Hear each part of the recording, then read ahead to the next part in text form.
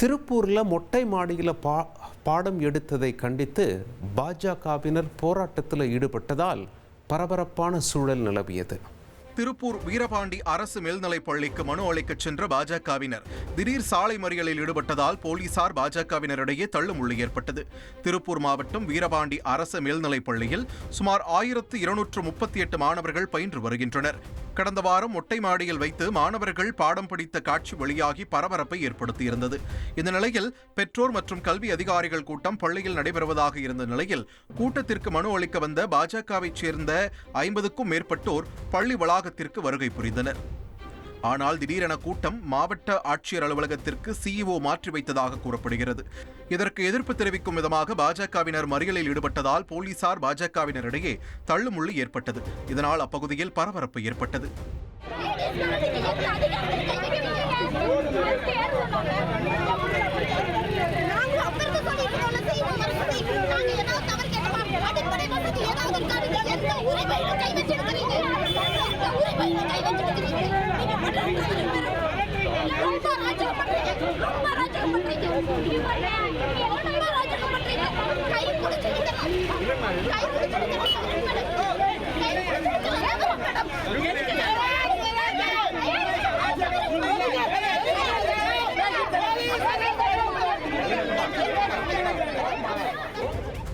வீரபாண்டி அரசு மேல்நிலைப் பள்ளியில் பாஜக சார்பாக புதிதாக பள்ளி கட்டிடம் கட்டுவதற்கு நிதி அளிக்க மனு கொடுக்க வந்தோம் என்றும் தற்போது முதன்மை கல்வி அலுவலர் கூட்டம் நடத்தும் இடத்தை மாற்றியுள்ளார் என்றும் இதற்கு கண்டனத்தை தெரிவித்துக் கொள்வதாகவும் பாஜக வடக்கு மாவட்ட தலைவர் ஸ்ரீனிவாசன் தெரிவித்துள்ளார்.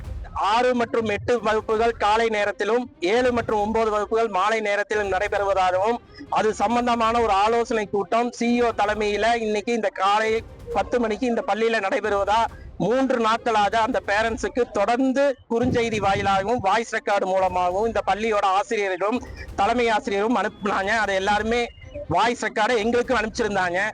ஆனா இன்னைக்கு இங்க வர வேண்டிய சிஇஓ சில நபர்களை மட்டும் அழைத்து கொண்டு கலெக்டர் அலுவலகத்துல ஒரு ஆலோசனை கூட்டம் என்ற பெயர்ல அங்க நடத்தி கொண்டிருக்காரு. பொதுமக்கள்லாம் இங்க வந்திருக்கிறது பத்திரிகையாளர்களுக்கே தெரியும்.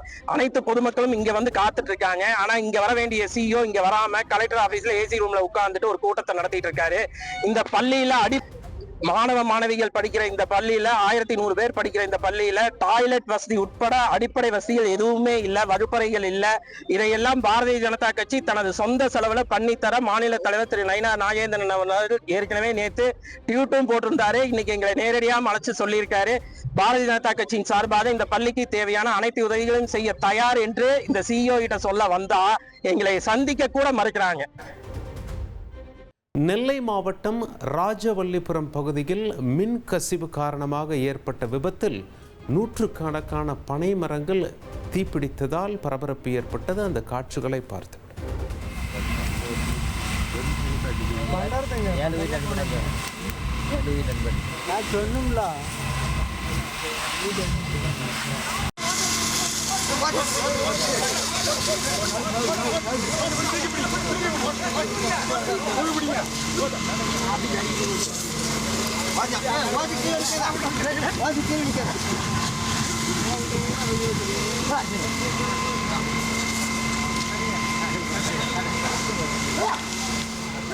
Trend friend ஆக்கிக்கோங்க. தந்தி டிவியின் சப்ஸ்கிரைபர்ஸ் அண்ட் ஃபாலோவர்ஸ் குடும்பத்துல நீங்களும் இணையுங்க.